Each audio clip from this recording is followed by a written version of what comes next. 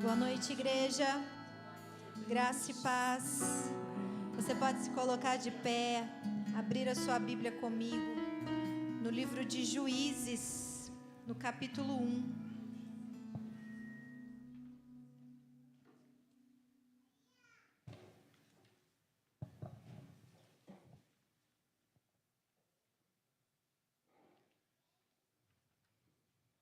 Juízes, capítulo 1. Eu queria que você continuasse com a sua Bíblia aberta, mesmo depois de você sentar, amém? Para que a gente possa continuar alguns versículos da leitura. Livro de Juízes, capítulo 1.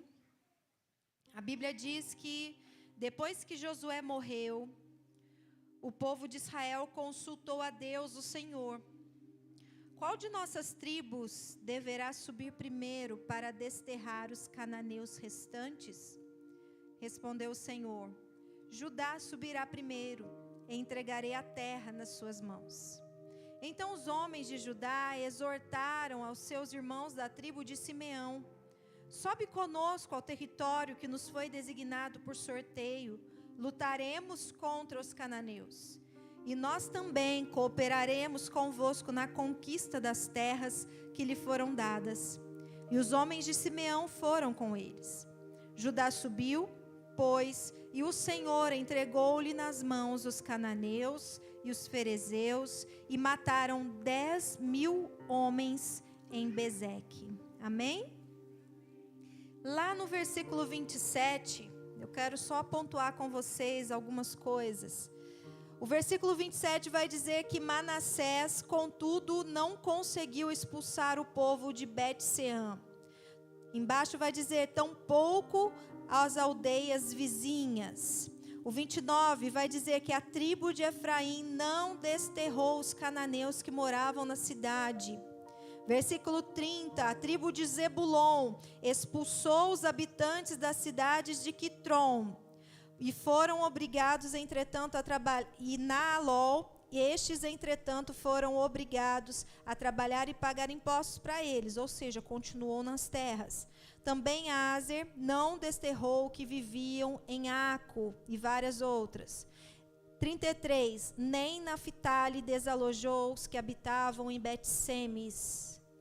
E o versículo 34 vai dizer, os amorreus conseguiram empurrar os filhos da tribo de Dan para a serra central, não permitindo que descessem ao vale. Amém? Você pode se assentar, continue com sua Bíblia aberta. Nós vemos aqui a construção e a escrita do livro de Juízes. O livro de Juízes, ele foi escrito para contar a história logo após a morte de Josué. Nós sabemos que Moisés tira o povo de Israel do Egito. Chega um momento em que Moisés, ele morre, e então assume no lugar de Moisés Josué. Josué leva o povo à conquista de vários territórios da terra prometida, mas Josué também morre. E o livro de Juízes vem construindo um momento onde Josué não estava mais entre o povo de Israel. Josué havia morrido. E Juízes começa mostrando para a gente a primeira batalha travada na continuação da conquista da terra prometida, mas pós-morte de Josué, o líder de Israel. E essa forma como Juízes inicia é onde aquele povo que agora estava sem o seu líder começa a pensar, nós precisamos continuar a conquista da terra. Nós precisamos continuar a possuir a terra que o Senhor disse a Moisés que nos daria por herança. E aquele povo então começa a pensar, como nós faremos? Nós não temos mais um líder. E então eles se lembram de como Josué fazia. E a Bíblia diz que quando Josué morre, aquele povo consulta a Deus, o Senhor. Por que aquele povo foi consultar a Deus? Porque aquele povo, eles testemunharam a forma como Josué agia, a forma como Josué fazia, a forma como Josué liderava o povo. Josué todas as suas ações, todas as suas decisões, todas as direções passadas de Josué ao povo, elas começavam na atitude de Josué de primeiro consultar a Deus. Josué não fazia nada sem uma total dependência da direção de Deus. Antes de Josué dar qualquer ordem ou direcionamento àquele povo, conforme a guerra que estava diante deles, Josué primeiro, ele consultava a Deus. E eu paro para pensar muitas vezes quantas situações Josué deve ter passado em que ele via aquele exército poderoso diante do exército de Israel. E ele poderia, no ímpeto da situação, sair correndo com o exército para atacar o exército inimigo. Mas Josué não se movia pela emoção. Josué não se movia pela sua própria habilidade. Josué voltava-se a Deus. E ele consultava o Senhor. E ele só fazia aquilo que Deus o mandava fazer e da forma como Deus mandava que ele fizesse. E esse povo, eles ouviram a conduta diária de Josué. Eles foram testemunhas do amor incondicional de Josué a Deus. De como Josué dependia totalmente de Deus, mesmo sendo um guerreiro habilidoso. Não havia em Israel um guerreiro como Josué, tanto em habilidade quanto em coragem. Mas Josué sabia que a sua habilidade, a sua capacidade e ele ser o guerreiro que ele sabia que ele era, dependia totalmente do Senhor. E aquele povo foi construído nessa visão e nesse testemunho até que chega o momento em que Josué já não estava mais entre eles. E eles precisavam continuar a missão. E eles se voltam à mesma forma que Josué fazia. E é assim que eles iniciam essa nova etapa, já sem o líder Josué, mas eles consultam ao Senhor sobre os próximos passos que eles deveriam dar. A vida devotada de Josué foi testemunhada por todos. Mas isso não quer dizer que, embora a gente testemunhe uma vida de obediência ao Senhor, uma vida de devoção a Deus, uma vida de entrega, de renúncia, de uma dependência total dos nossos líderes, não quer dizer automaticamente que a nossa vida também é assim.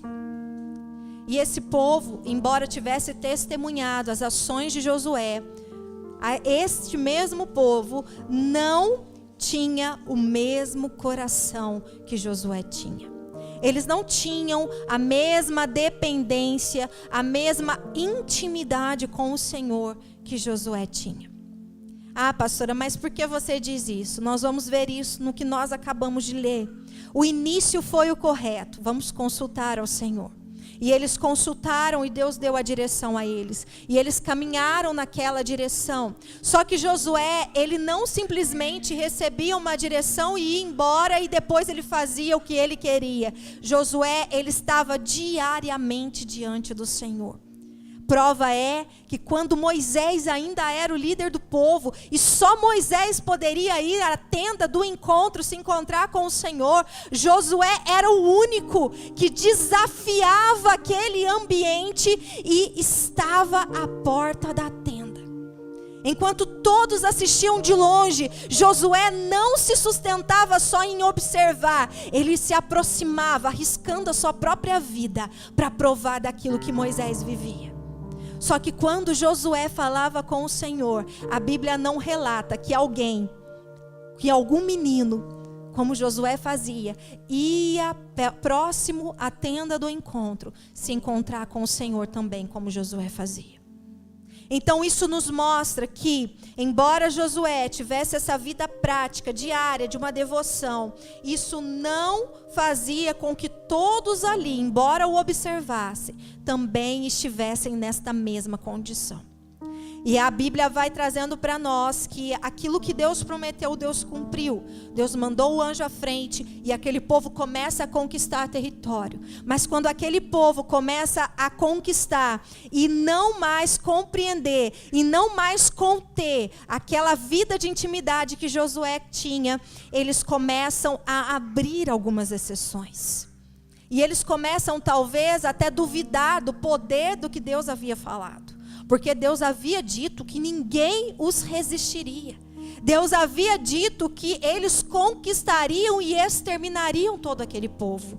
Mas a conquista começa a ser limitada. E como nós lemos aqui, existem momentos em que a tribo de Benjamim vai conquistar o território e eles começam a deixar parte do povo inimigo. Aí vem a tribo de Manassés, mas deixa uma parte do povo inimigo. Vem a tribo de Naftali e deixa uma parte do povo inimigo. E assim foi acontecendo com todas as demais tribos. Eles começaram a permitir que aquele povo pagão, que aquele povo que Deus já havia dito, não permitam que eles permaneçam no meio de vocês, porque vocês serão contaminados por eles. Não permita que eles fiquem no meio de vocês, porque vocês estarão entregues às armadilhas daquele povo. Deus já havia alertado. Mas quando se deparam com aquela situação, e aquele povo não tinha intimidade de Josué para diariamente estar diante do Senhor, eles começam a limitar a conquista que já havia sido dada e entregue a eles também. E isso nos mostra como nós muitas vezes agimos na nossa caminhada cristã. Todos nós sabemos que estamos caminhando em direção à eternidade. Estamos a caminho da terra prometida pelo nosso Senhor Jesus Cristo. E nessa caminhada nós vamos passar por territórios onde nós precisaremos ter um posicionamento diante da palavra de Deus. Nós estamos vivendo o ano da preparação. E o Senhor está nos preparando, assim como Ele preparou o povo de Israel para a batalha, para a conquista da terra. E Ele nunca disse para aquele povo que seria fácil, que eles não seriam tentados, que eles não seriam provados. Mas Deus disse: ninguém vos resistirá, se vocês forem fiéis à aliança comigo. Se vocês ouvirem a minha voz e me obedecerem. Mas para ouvir a voz, nós precisamos estar diante da pessoa. Para ouvir, nós precisamos estar por perto. Mas muitas vezes nós nos distanciamos do nosso relacionamento com Deus. Muitas vezes nós fazemos como este povo. Nós ouvimos a voz uma vez, e aí queremos seguir na força do nosso braço. Queremos seguir do nosso jeito e não voltamos para ter novamente a direção, o conselho, a orientação do Deus a quem nós dizemos servir. O Senhor, Ele é um Deus de relacionamento. O Senhor é um Deus que Ele quer fazer parte da sua vida. E não existe você firmar uma aliança com Deus, você aceitar a ter uma aliança com o Deus de Israel, com o Senhor dos Senhores, e no meio do caminho você ser infiel a essa aliança. Isso se chama adultério. Quando você rompe uma aliança, ou quando você aceita colocar determinadas coisas dentro de um relacionamento que o outro não aceita, você está sendo infiel. Você está quebrando aquela aliança. E o povo de Israel começou a permitir que aquilo que Deus não queria acontecesse no meio deles. Conforme o tempo ia passando, mais distantes da fé, do amor e da dependência que Josué ensinou àquele povo, ia ficando distante, para trás, mas ia passando a chance que eles tinham de estar diante do Senhor e de ter um relacionamento mais íntimo com Ele. Por quê, pastora? Porque aquele povo começou a ser armadilha para eles. Os inimigos que deveriam ser retirados da terra começou a se tornar laço para o povo de Deus. O povo começou a se contaminar com as práticas pagãs daquele povo. Tudo começou porque talvez eles tiveram medo. A Bíblia diz que alguns daqueles povos tinham carros de ferro. Talvez aquele povo que não conquistou aquela terra, que não tomou aquele território, que não exterminou aqueles inimigos, tenha tido medo. Nós não vamos conseguir conquistar. Embora a palavra do Senhor dissesse: nada vos resistirá. Mas eles temeram, talvez, o medo do exército. Ou por covardia: já conquistamos até aqui, então tá bom, não preciso mais. Já tá bom até aqui. ou talvez por fraqueza, nós não temos força para derrotar esse inimigo, ou talvez por um interesse no que eles poderiam usufruir daquilo que os inimigos ofereciam. Talvez de algum conhecimento, talvez de alguma prática, talvez de algo que eles sabiam que Deus não permitia, mas que aquele povo fazia e eles queriam fazer também. Nós não sabemos qual foi a intenção do coração de cada uma daquelas tribos. O que nós sabemos é que eles não obedeceram fielmente à voz do Senhor. Eles não obedeceram fielmente àquilo que Deus havia dito para ser feito. E sabe o que eu entendo? Que é como se eles estivessem dizendo para Deus: o Senhor não está tão certo assim. Talvez eles olhassem para aquele povo e não achassem que era uma ameaça tão forte como Deus estava dizendo. Ah, Senhor, não é tanto assim como o Senhor está falando. E nos últimos dias nós temos visto como o povo de Deus tem olhado para a palavra do Senhor e tem negociado os princípios de Deus.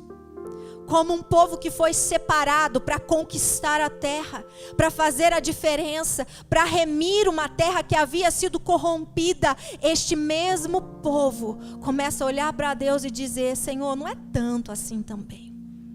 Ah, não é bem assim também. É relativo, né? E começa a abrir exceções e limitar a santidade de Deus ao nosso bel prazer. Aquilo que eu acho que eu mereço, aquilo que eu acho que eu posso, aquilo que eu acho que não é contaminação. E eu quero dizer para você, o Senhor é santo. E o modelo de santidade continua sendo Ele, não nós. Ele tem o modelo dele. E somos nós que temos que nos adequar àquilo que Ele é, e não Ele a nós. E eu quero ir mais longe com você. Porque você tentou mudar o modelo de santidade, não quer dizer que o nosso Deus mudou. E não quer dizer que Ele vai ter que engolir aquilo que você manipulou. O nosso Deus continua sendo santo. A palavra dele continua sendo verdadeira. E o que Ele diz para você continua e permanece para sempre e nunca vai mudar. E se você quer pertencer ao reino dele, se você quer fazer parte do povo dele, você precisa entrar no molde dele. Porque ao contrário disso, o povo de Israel experimentou o que acontece. E a ira de Deus é derramada. Porque o nosso Deus, ele é bondade, mas ele também é justiça. O nosso Deus, ele é amor, mas ele também julga todos os povos. Inclusive aquele que ele escolheu para chamar dele. Aquele que ele escolheu para ele. E aí nós vemos aqui no final do capítulo 1, no versículo 34, onde nós lemos que os amorreus conseguiram empurrar os filhos da tribo de Dan para a serra central, não permitindo que descessem ao vale. Sabe o que isso quer dizer? Que porque os filhos de Israel não expulsaram os povos como Deus havia ordenado, estes, por sua vez, estavam começando a expulsar os israelitas da terra que Deus havia dado a eles. Quando você não obedece à voz de Deus e você negocia com o pecado vai dominar sobre você. Aquilo que Deus queria entregar para você dominar, quando você não cumpre a palavra e você negocia o princípio da palavra, aquilo se torna armadilha para você. Aquilo começa a tomar um território que deveria ser seu, que Deus entregou para você, porque nós, infelizmente, tentamos negociar os princípios. Queremos determinar como Deus deve ser e como Ele deve fazer na nossa vida. O que Ele deve aceitar que nós queremos e que nós sabemos que Ele já disse que Ele não aceita. É um tempo de endireitar as nossas veredas. É um tempo onde o Senhor está nos chamando para aquilo que Ele criou e determinou, não para aquilo que nós queremos que seja. É um tempo que o Senhor está nos dando a chance de arrependimento, de condutas erradas, de negociar princípios, de abrir exceções que nunca devem ser abertas. É um tempo de nós colocarmos a nossa vida diante da presença do Senhor e permitir que Ele mostre aquilo que está errado.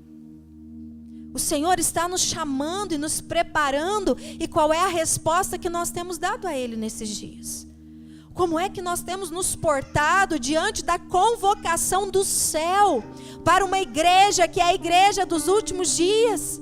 Que é a igreja que está sendo chamada para preparar o caminho do Senhor, para a volta do nosso Senhor. Um povo que foi chamado para fazer a diferença nesse mundo perdido. O Senhor quer que você conquiste a terra. O Senhor quer entregar a você por herança, onde você pisar a planta dos seus pés. Mas o Senhor só tem compromisso com aquele que tem compromisso com Ele. O Senhor não vai negociar nada para fazer a sua vontade. Ele vai continuar sendo Deus. E Ele vai cumprir a palavra dEle mediante a sua fidelidade à aliança que você selou com Ele. E nós vemos aqui então no capítulo 2, queria que você abrisse aí.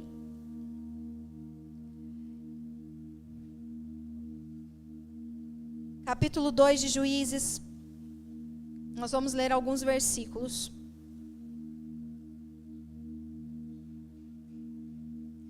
O versículo 1 começa dizendo assim: O anjo do Senhor subiu de Gilgal a Boquim e declarou: Eu vos fiz subir do Egito e vos trouxe a esta terra que eu tinha prometido por juramento a vossos pais. Eu ordenara: jamais quebrarei a minha aliança convosco. Quanto a vós, não fareis qualquer pacto ou acordo com os habitantes desta terra, antes destruireis os seus altares. Contudo, não escutastes a minha voz. Por que fizestes isso? Por isso, vos asseguro, não expulsarei estes povos de diante de vós. Serão vossos opressores e os seus deuses serão uma cilada constante para vós. No versículo 7 vai dizer: O povo de Israel serviu a Deus, o Senhor, enquanto Josué viveu. Depois que ele faleceu, eles ainda continuaram a servir o Senhor durante toda a vida dos anciãos, os líderes do povo que sobreviveram a Josué e que conheceram todas as grandes obras que Yahvé fizera em favor de Israel. Josué, filho de Num, servo de Yahvé, o Senhor, morreu com a idade de 110 anos. Foi sepultado na terra da sua herança. Versículo 10. Depois que toda aquela geração morreu e foi reunida com seus antepassados, surgiu uma nova geração que se esqueceu do Senhor e das orientações e dos grandes feitos do Senhor em benefício do povo de Israel. Amém? O Senhor, Ele havia dado direcionamento para aquele povo através de Moisés, através de Josué. Ele havia ensinado, ele havia dado a direção, a ordem, e ele havia firmado a sua aliança com aquele povo. Mas nós vimos aqui no capítulo 1, como aquele povo permaneceu por pouco tempo, conforme Josué. E a Bíblia diz aqui no capítulo 2, que chegou um momento em que o próprio Deus precisou se manifestar àquele povo. Porque não havia mais ninguém que buscava Deus. Não havia ninguém mais que pedia direção a Deus. Eles estavam fazendo tudo ao contrário do que Deus havia ordenado, seguindo os seus próprios conselhos, as suas próprias decisões, a sua própria vontade. Então chega um tempo que Deus se manifesta no meio daquele povo. E Ele diz através do seu anjo, Ele começa a trazer à memória daquele povo aquilo que eles haviam esquecido. Eu os tirei do Egito, eu fiz com que vocês saíssem da escravidão e eu fiz conforme eu havia prometido aos seus pais. Eu cumpri a minha palavra, eu fiz um pacto com vocês e dei uma direção. Vocês não vão quebrar o pacto, vocês não vão fazer pacto com esse povo, vocês não vão fazer aliança com ninguém mais a não seja eu. Mas Deus pergunta aqui, mas vocês não me escutaram. Vocês não escutaram a minha voz, por que vocês fizeram isso?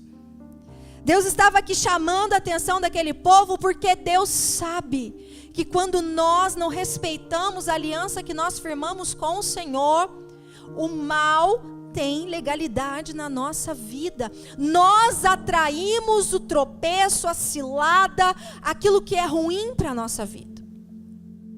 E o próprio Deus começa a chamar a atenção daquele povo. E a Bíblia vem relatando que aquele povo só serviu a Deus enquanto os anciãos que haviam convivido com Josué estavam vivos. Ou seja, mais uma vez Deus mostrando: vocês não me buscam, vocês não têm relacionamento comigo, vocês viviam fiéis enquanto Josué estava vivo, porque vocês estavam buscando através de Josué, mas não porque cada um de vocês me conhecessem. Não porque cada um de vocês decidissem me buscar, me amar, ter devoção, depender de mim. E aquele povo, ele começou a se corromper, justamente porque não haviam obedecido à voz do Senhor. E os outros povos inimigos estavam no meio deles. E a Bíblia diz que depois daquela geração dos anciãos, levanta-se uma nova geração que se esqueceu do Senhor e das suas orientações. E aí a gente para pensar. Ninguém mais consultava a Deus. Ninguém mais se importava com a direção de Deus. Estava todo mundo conformado com a vida que já estavam vivendo. Os inimigos os apertando, os retirando da onde eles haviam conquistado já. Eles dando seus filhos em casamento e tomando os filhos do inimigo em casamento, conforme Deus havia ordenado que não fizessem. E aí a gente como cristão, a gente como filho de Deus, você como igreja de Cristo, que conhece a verdade da palavra de Deus, que tem vindo aqui na igreja, que tem ouvido a voz do Senhor, que tem tido um Josué, um Moisés aqui para falar com você, para te instruir na palavra, eu quero perguntar para você: o que vai acontecer com a geração após você? Se todos nós aqui morremos hoje, adultos, o que vai acontecer com a próxima geração? E talvez você fale: ah, mas aquelas jovens, aquela nova geração não buscou a Deus, não quis saber de Deus. Mas será que é só culpa deles? Será que não houve nenhuma falha na transmissão dos ensinos? Será que não houve nenhuma falha nessa transição de uma geração para outra? De um pai para um filho, de um avô para um neto? E quando nós paramos para pensar, eu não sei quantos aqui nasceram num lar cristão e hoje já são adultos. Tem alguém aqui que já nasceu num lar cristão, que hoje está na idade adulta? Amém? Eu também. E eu paro para pensar e eu fico assim: gente, por que não me ensinaram isso? Por que não falaram para mim dessa forma? Por que não me despertaram? Por que não me atiçaram? Por que não mexeram mais comigo?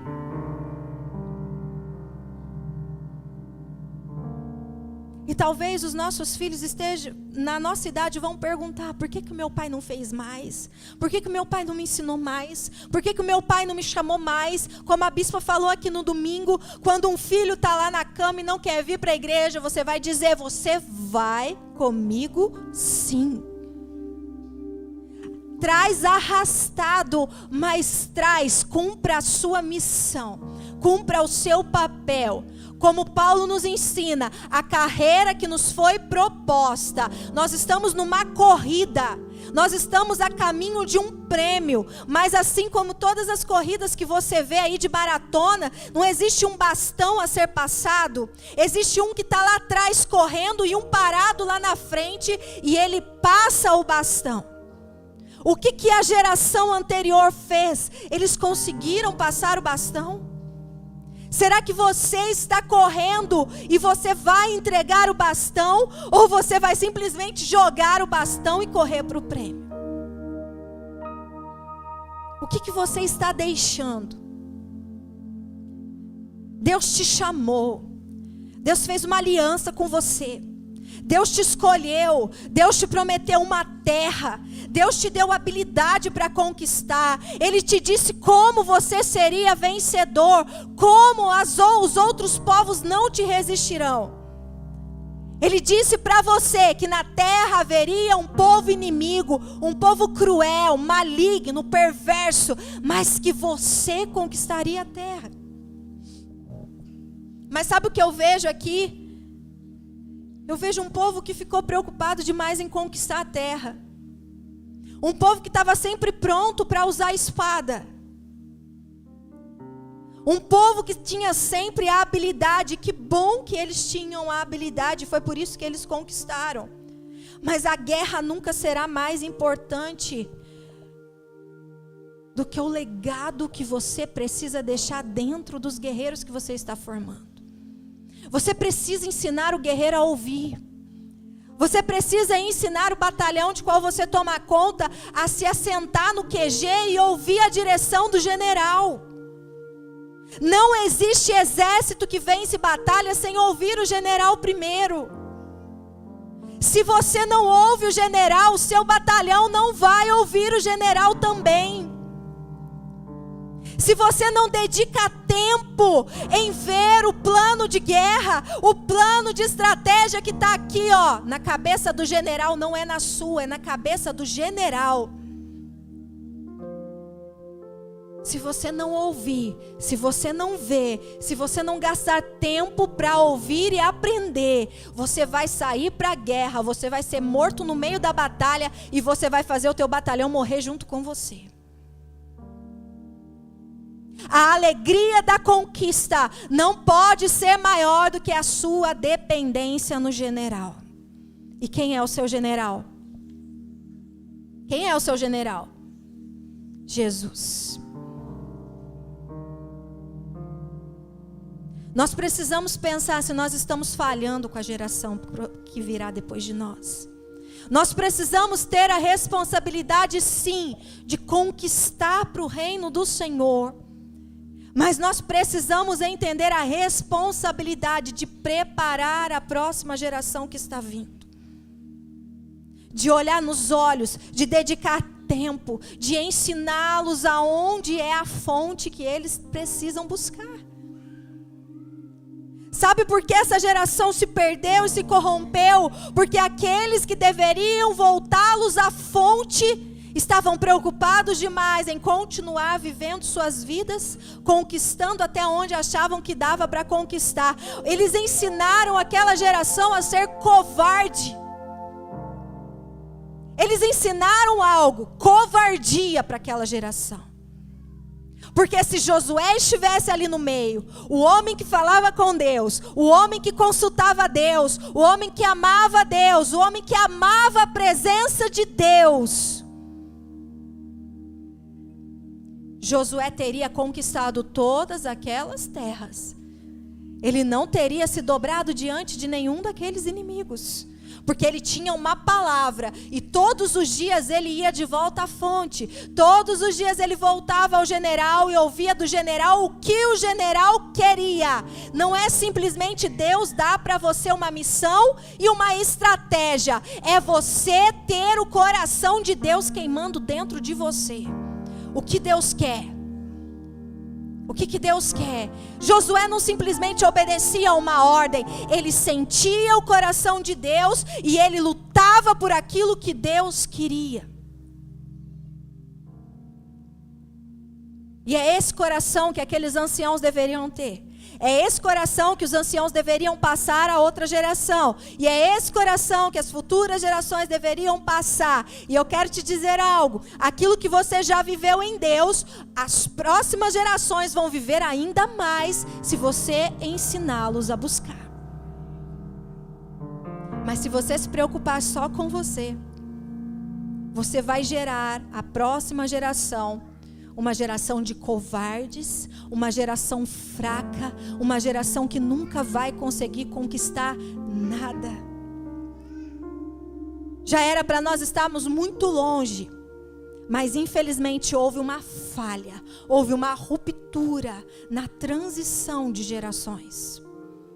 E nós precisamos enxergar isso para que nós não venhamos a cometer os mesmos erros.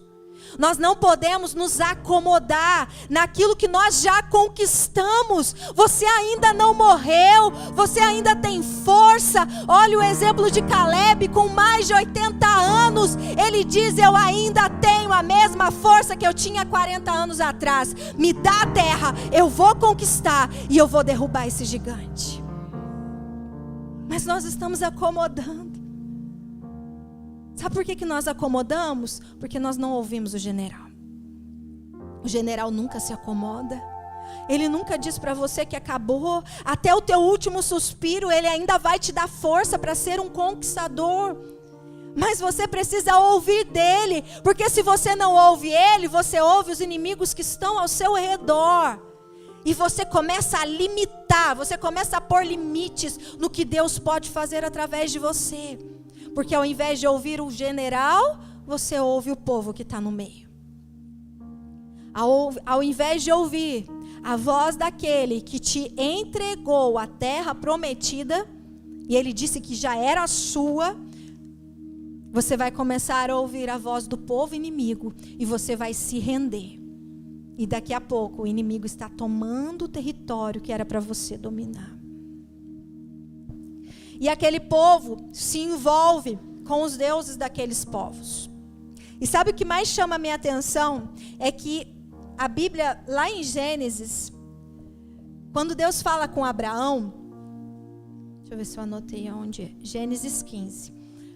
Depois você lê lá na sua casa. Quando Deus fala com Abraão, Deus fala para Abraão assim: olha, Abraão, pela segunda vez, né?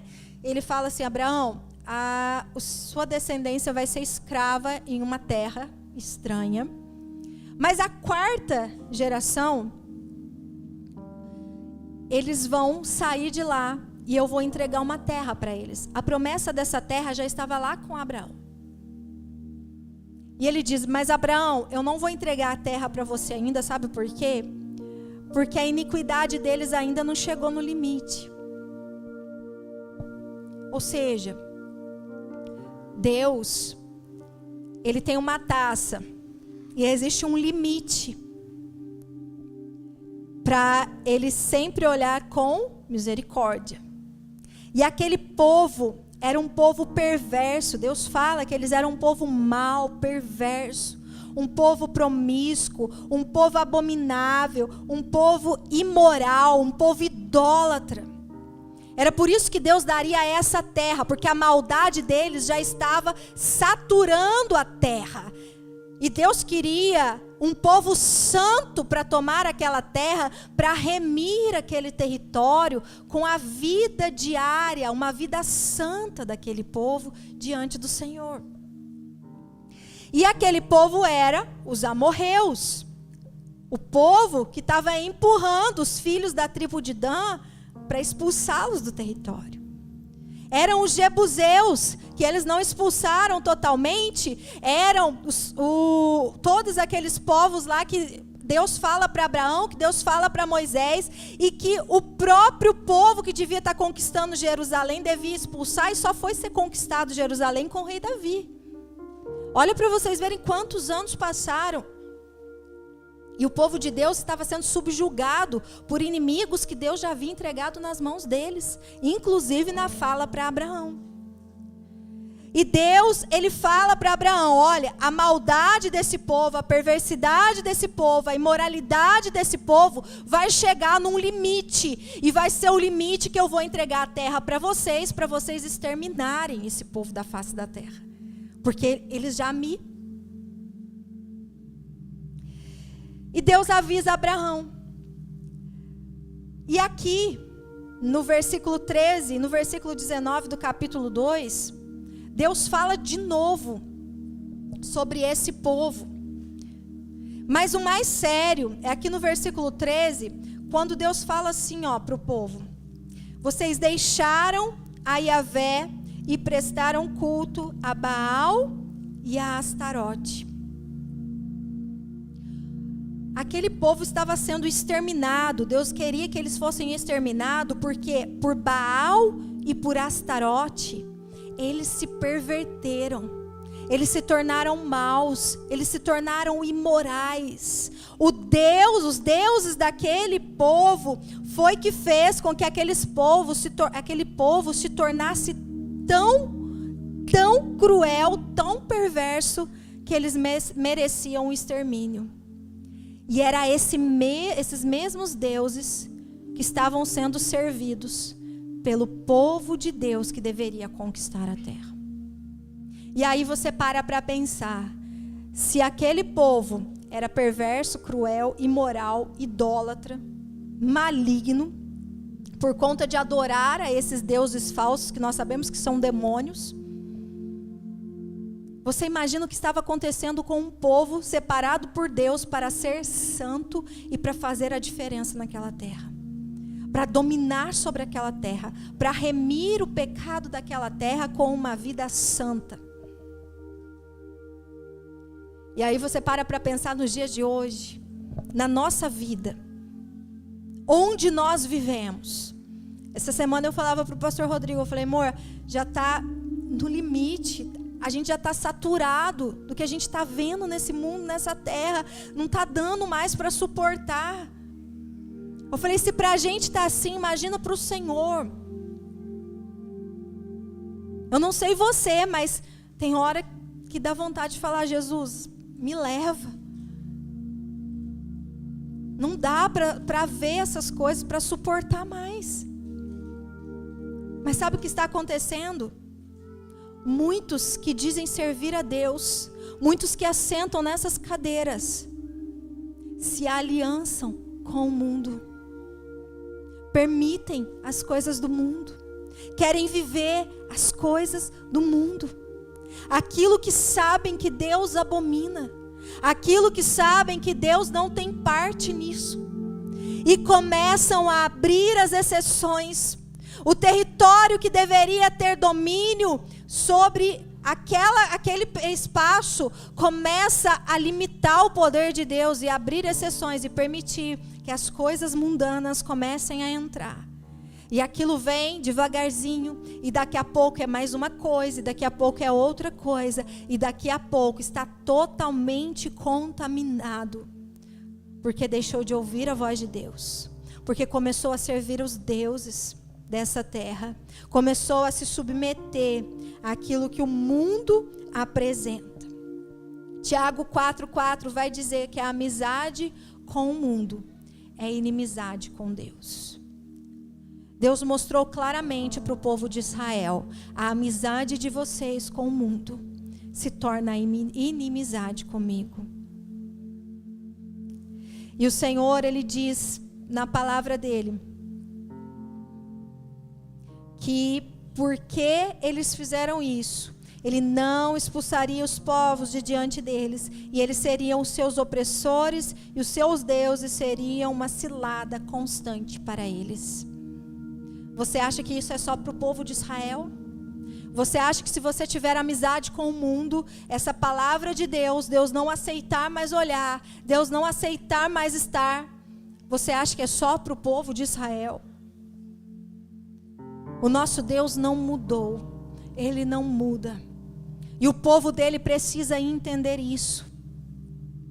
Quando você lê Juízes, você vai ver, no versículo 20, vai dizer: a ira do Senhor se inflamou então contra todo o povo de Israel.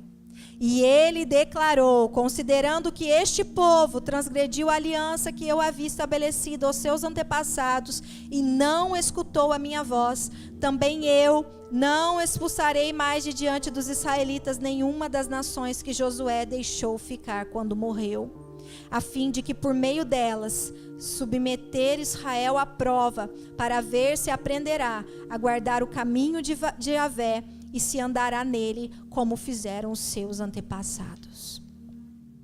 Deus, Ele é fiel à aliança que Ele tem com você. Ele nunca vai mudar a fidelidade dEle. O problema é se nós estamos sendo fiéis à aliança com o Senhor. Nós brincamos porque sabemos que Ele é fiel.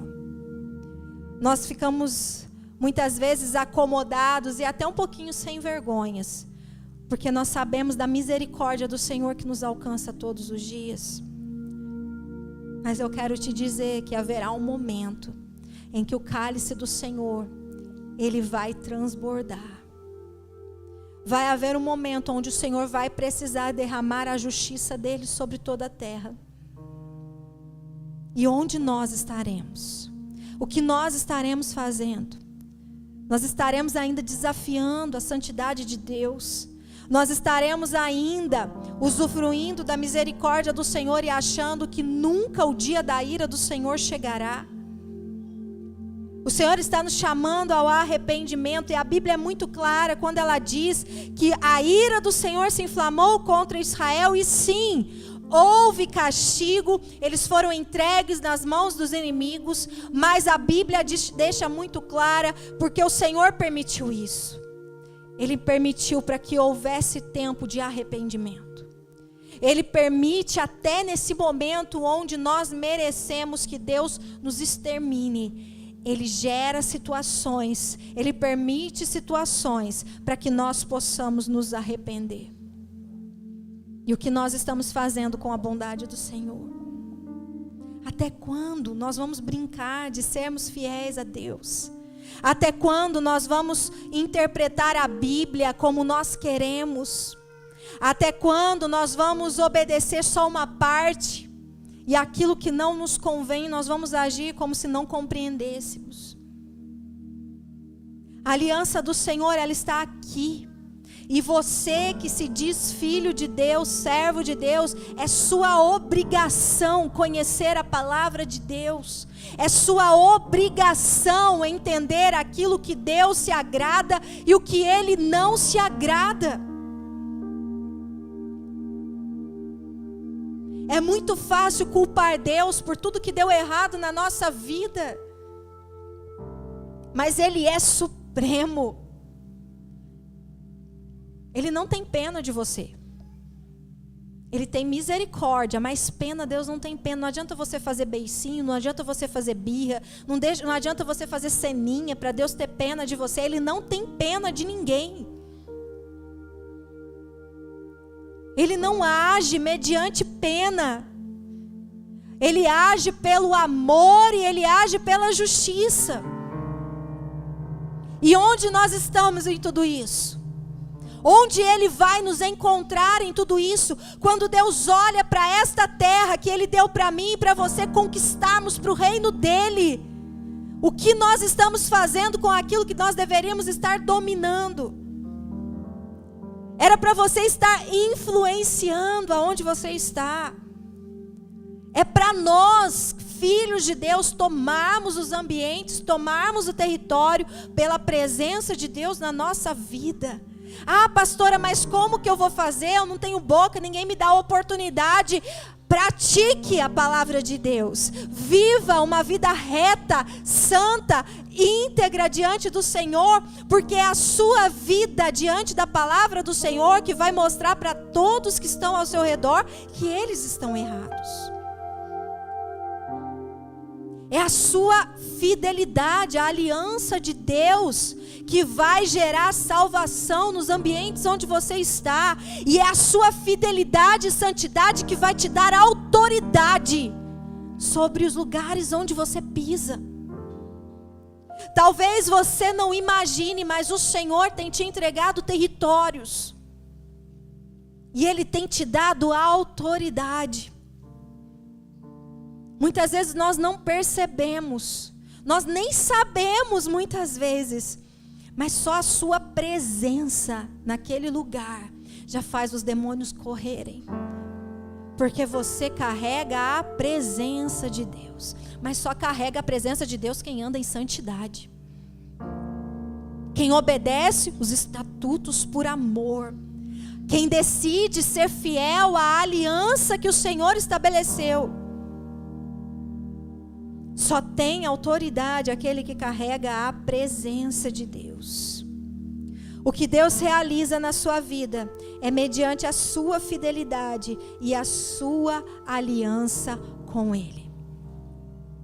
Ele disse para o povo de Israel: eu entreguei nas mãos de vocês.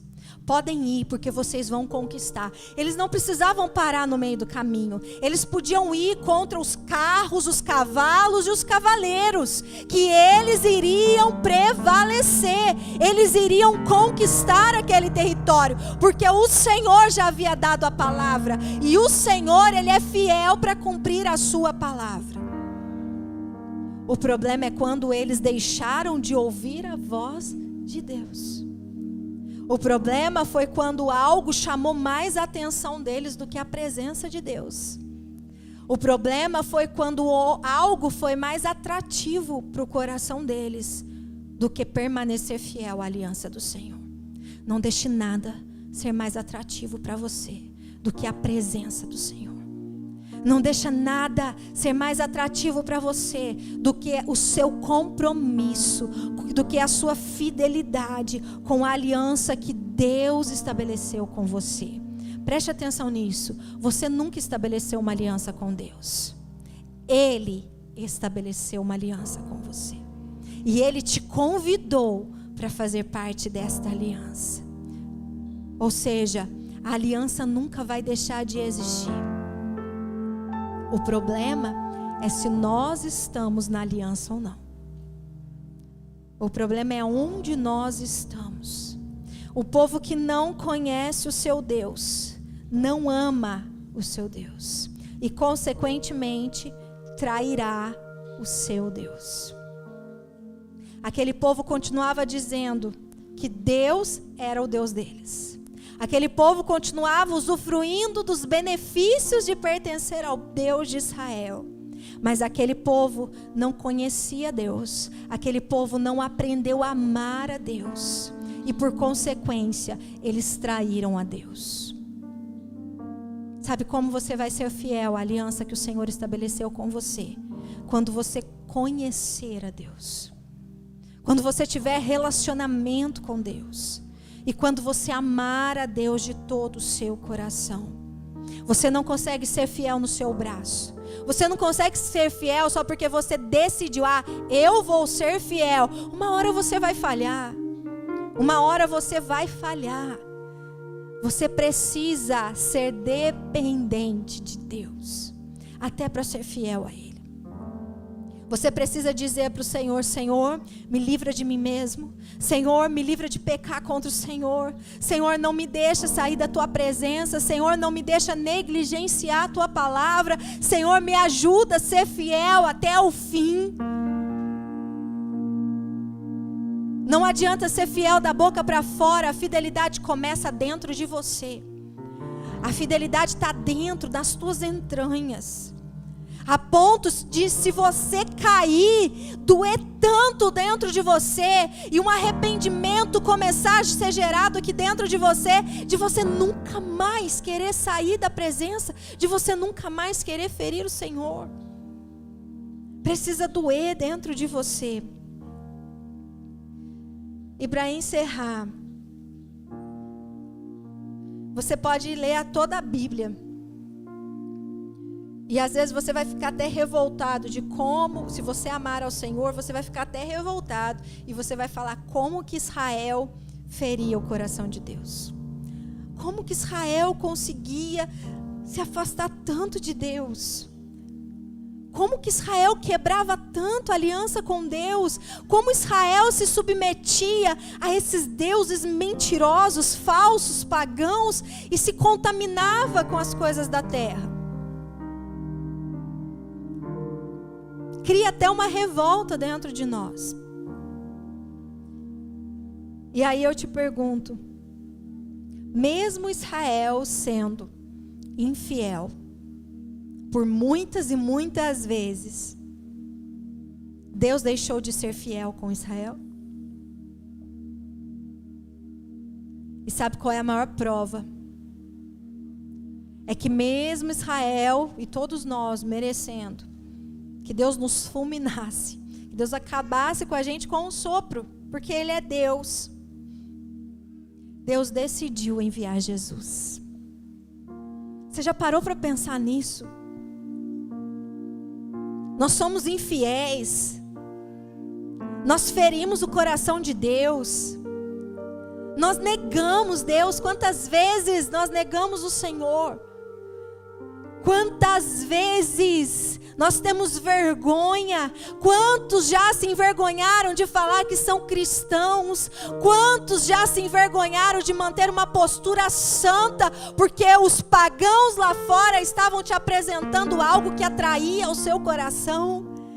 Quantas vezes nós pensamos, ai, nossa, eu nem queria falar que eu sou crente, eu nem queria um dia ter pisado numa igreja, porque eu queria tanto provar disso, viver isso, experimentar isso. Quantas vezes nós ferimos o coração do Senhor, a ponto de levantarmos altares a outros deuses, de contaminarmos até mesmo o altar do Senhor? Quantas vezes nós amamos a nós mesmos? A Bíblia fala que os homens seriam amantes de si mesmos. Por causa de nos amarmos tanto, nós queremos satisfazer a nossa carne lá fora. Por nos amarmos tanto, nós desobedecemos os princípios estabelecidos pelo Senhor.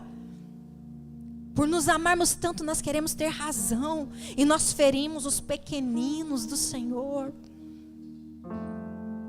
E mesmo com tudo isso, Deus decidiu enviar Jesus. Deus decidiu enviar o Cristo, o Filho dele, o único Filho, para sofrer por mim e por você,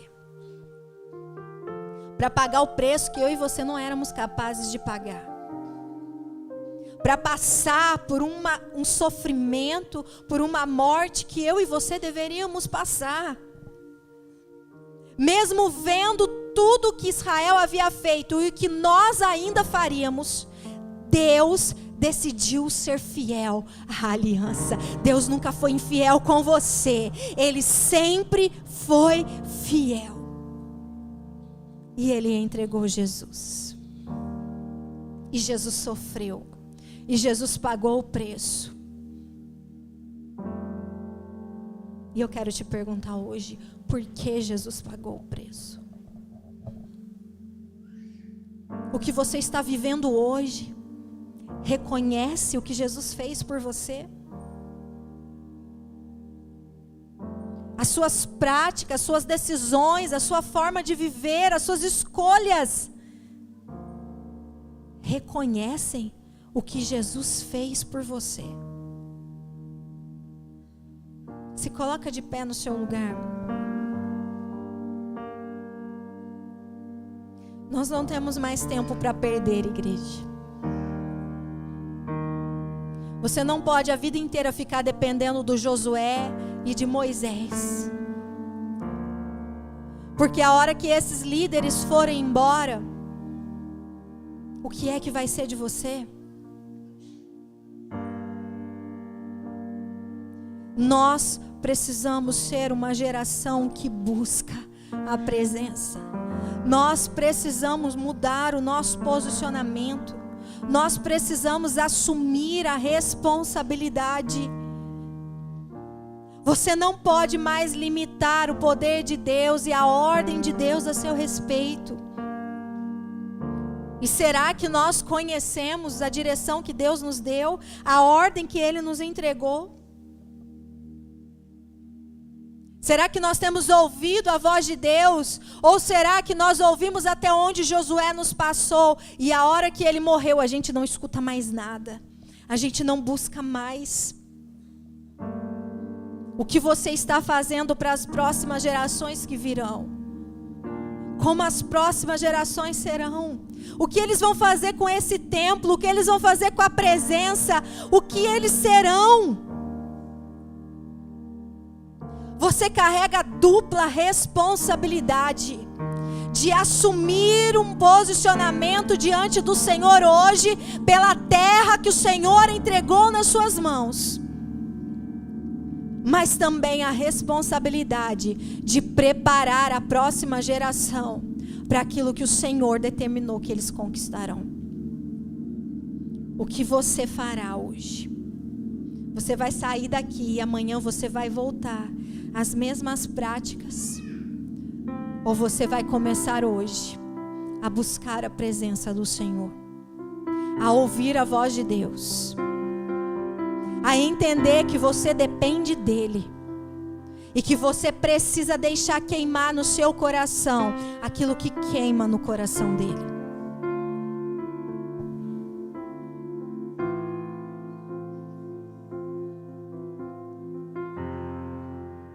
Senhor, nós estamos aqui, Pai. Tudo que eu sei, Senhor, é que nós não temos mais tempo para perder tempo. Tudo que eu sei, Senhor, é que não existe mais palavras a serem medidas diante do mundo em que nós estamos enfrentando.